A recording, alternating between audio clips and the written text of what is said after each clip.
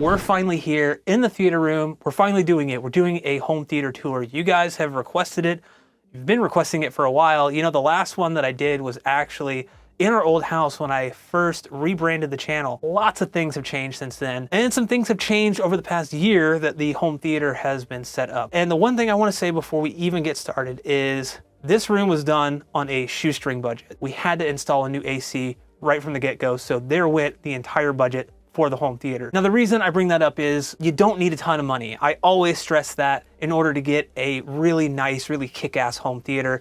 And that's what I hope that you kind of take away from this video. I'm not running super high-end stuff. I just want you to hopefully take inspiration from seeing the stuff that I use and maybe get some ideas of your own. So let's go ahead and get started. All right, so we're over here, and I want to give a huge shout out to my beautiful wife, Trish, who is behind the camera. I don't know if you can wave in front of the camera, Trish, just so people could see you. Yes, her pale white hand probably came into the frame there. Starting with the display, the LG C1 OLED. This is a 77-inch. I really love this thing. Trish loves this thing, don't you, Trish? Love it. It's probably one of the best displays I've ever owned. Now, that's sitting on an entertainment stand. I think it may have been soldered, but we got it at Overstock. I don't even know the model number. It was fairly inexpensive. We just needed something wide enough for our old TV that we had, which was the Vizio P Series Quantum X that we got rid of. Now, a couple things that you're not going to be able to see behind the entertainment stand. I have a mini DSP 2x4 HD that is controlling all the subwoofers. There is a network switch behind here, so all of these devices are wired, hardwired. This probably looks awkward, doesn't it? Me on my knees here. I also have an Array HD A927, I believe.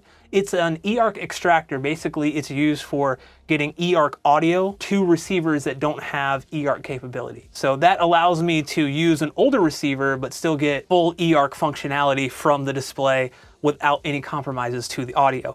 So speaking of receivers, we have the Denon X6300H. This was actually a recent purchase. My friend cut me a great deal on it. Got it around 500 bucks. So this is an 11.2 channel receiver. So it will do 7 main channels, 4 overhead Atmos speakers, and 2 subwoofers, although the subwoofers is just a mono signal. It's not stereo, and that's all being routed to the mini DSP. We move over here. This is the Andrew Jones Pioneer CS22, I believe is the model number.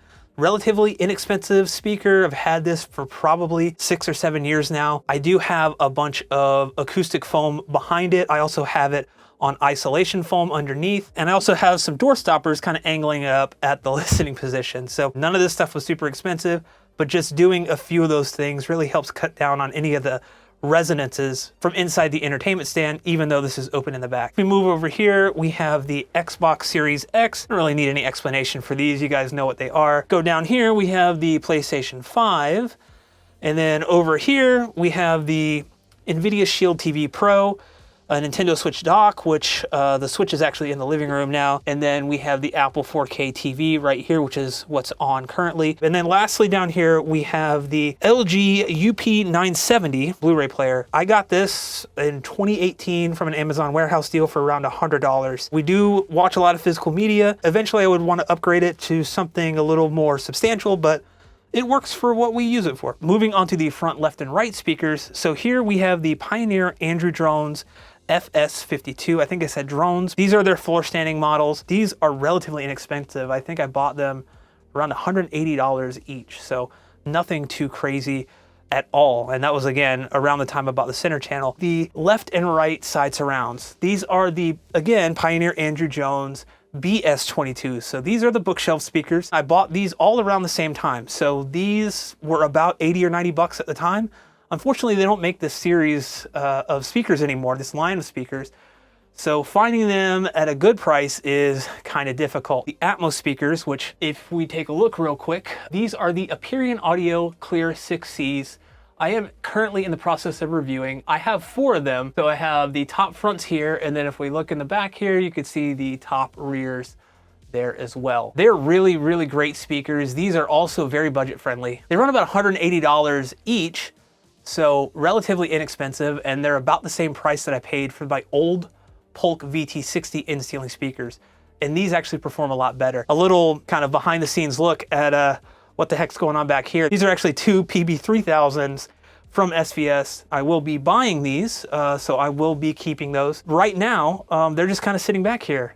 And the reason for that is I'm actually reviewing the PB4000s.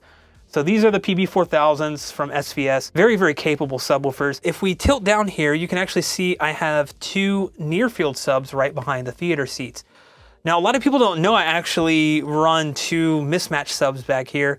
In fact, these are mismatched to all the other subs that I ever run. Essentially, I'm running a PB1000 Pro behind the right theater seat here and a PB10 ISD right behind the left theater seat. These are both SVS subs. These are not on because I'm reviewing the PB4000s. That wouldn't be fair. Funny thing about this one is I bought this sub in 2005.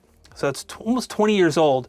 It will be the next sub that gets replaced. I would love to throw in a PB1000 Pro in its place because at 20 years old, the amp is probably gonna give up the ghost pretty soon. You don't really need a whole lot of power, a lot of output to make a lot of bass in this room, especially with 4.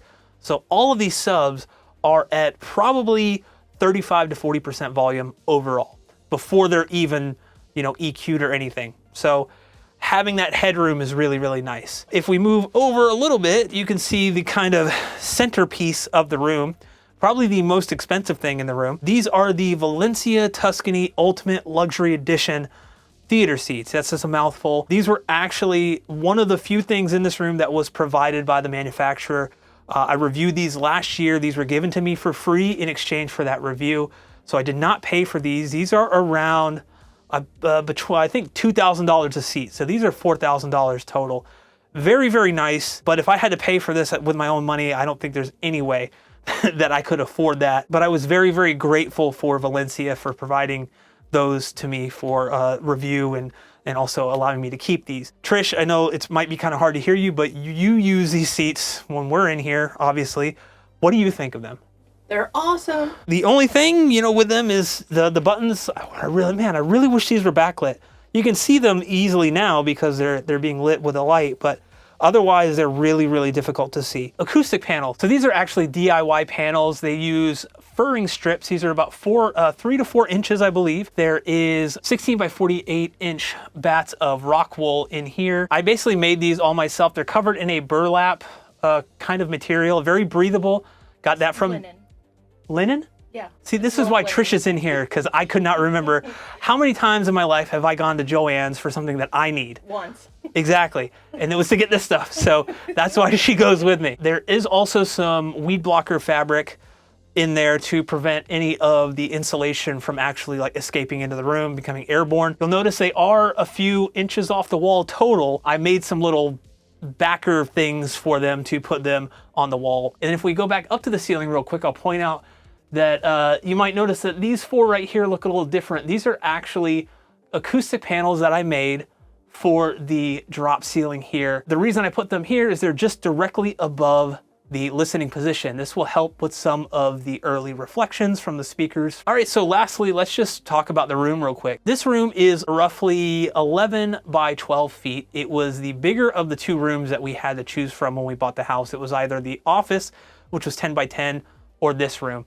Chose this room obviously because it's slightly bigger. Now it's not an ideal size, obviously. We're just working with what we have. I think it's pretty representative of a typical bedroom size in the United States. I basically chose this room, painted the room. It does have angled front corners here, which it kind of makes placing subwoofers and stuff directly in corners a little problematic for the front. One of the biggest issues with the room is there's an arch window above the drop ceiling up here that you can't see, and then a big main window here. So I actually put in some shades, some pleated shades, thermally back curtains on both, and it still wasn't enough. So I actually put a vapor barrier over the main window, and I still need to do the same in the arch window. But that cut down on the heat generated in this room a lot, mainly because in the morning, the sun comes in this way from that window. So cutting down on that heat is really important. The lamps, we want to get rid of these. These are $10 IKEA lamps.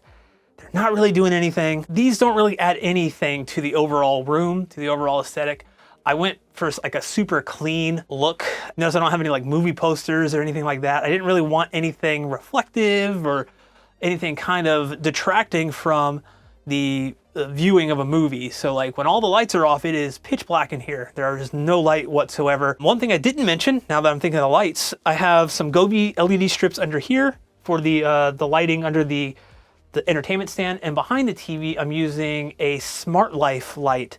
Again, I'll leave links to this stuff in the description so you guys can find it if you're interested to see the ones that I use. That's pretty much it. So I want to thank you so much for watching. Thank you so much for sticking around with the channel. We just hit 16,000 subscribers like 2 or 3 weeks ago, and I cannot be more thrilled to still like be around making content. You guys are the reason I do this and the reason I keep doing this. Thank you so much for watching, and I will catch you in the next one.